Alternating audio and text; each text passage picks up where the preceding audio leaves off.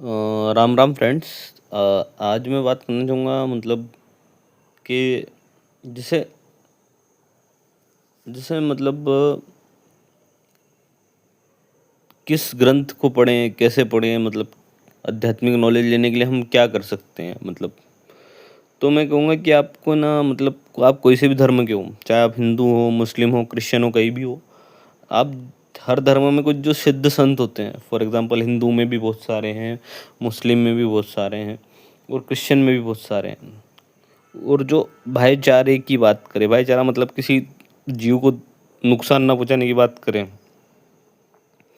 ऐसे जो संत हैं बहुत सारे हैं जो हर धर्म के लोग को या पूरी दुनिया को ही ईश्वर जैसे दिखें, या मतलब किसी की हानि ना करने की बात करें, आप उनके बारे में या उनकी कही शिक्षा को लें। जैसे फॉर एग्जांपल हिंदुइज्म में आप गीता पढ़ें, और कवियों को पढ़े भक्तिकालीन, बहुत ज़्यादा आपको आध्यात्मिक ज्ञान उनसे प्राप्त होगा सरल भाषा में। तो सूफीज़्म में आप सूफी लोगों के बारे में पढ़ें, उनकी टीचिंग्स की कोट्स पढ़ें, उन क्या है मतलब क्या वो कहना चाह रहे हैं। एक जैन बुद्धिस्ट में जैन पढ़ें आप, या बोधि धर्मन को पढ़ें, या जो भी जैन फिलोसफर्स हैं या जैन जो लोग हैं उनके बारे में पढ़ें। आपको बहुत ज़्यादा ज्ञान होगा उससे प्राप्त आध्यात्मिक।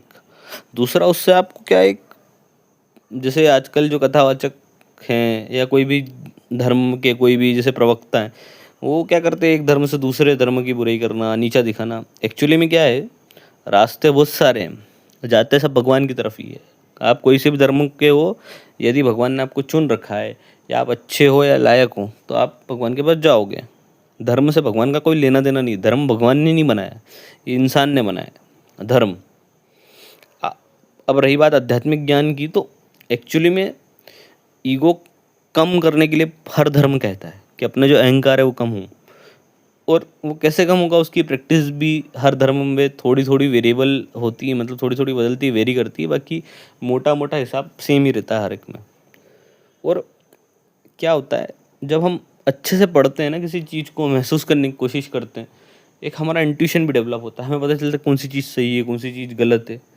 और मतलब आप पढ़ें मतलब थोड़ा सा, तो आपको और ज्ञान प्राप्त होगा और अच्छा लगेगा।